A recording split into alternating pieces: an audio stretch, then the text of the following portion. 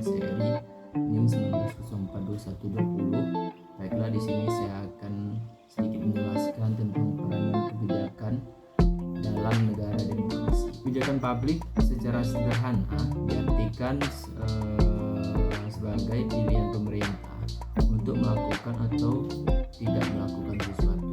Dalam arti kebijakan publik diartikan sebagai kebijakan-kebijakan yang dikembangkan oleh badan-badan dan pejabat-pejabat pemerintah yang semuanya ditunjukkan untuk kepentingan masyarakat.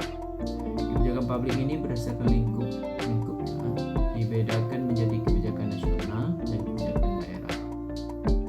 Kebijakan nasional adalah kebijakan yang bersifat fundamental dan strategis untuk mencapai tujuan nasional atau negara. Sedangkan kebijakan daerah adalah kebijakan pemerintah daerah sebagai pelaksana asas desentralisasi dalam rangka mengatur urusan rumah tangga daerah.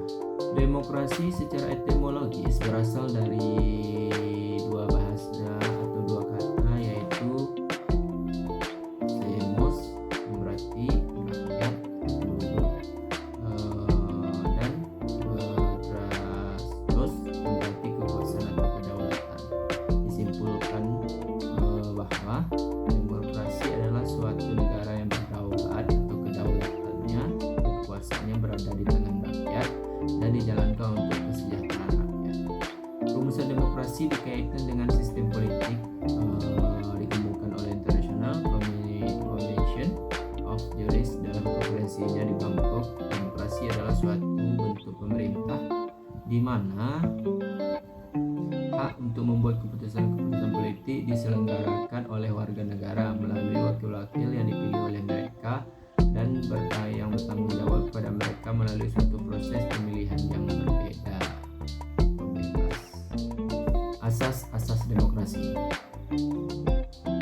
Yang pertama yaitu adanya kebebasan untuk menyatakan pendapat, kebebasan untuk bersertifikat atau berorganisasi atau beroposisi.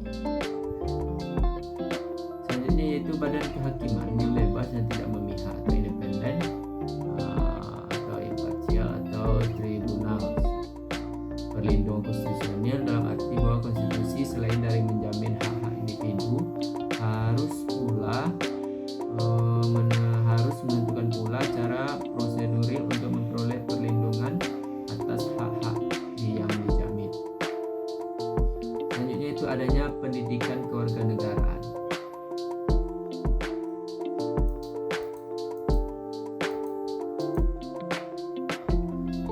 Peranan kebijakan dalam negara demokrasi.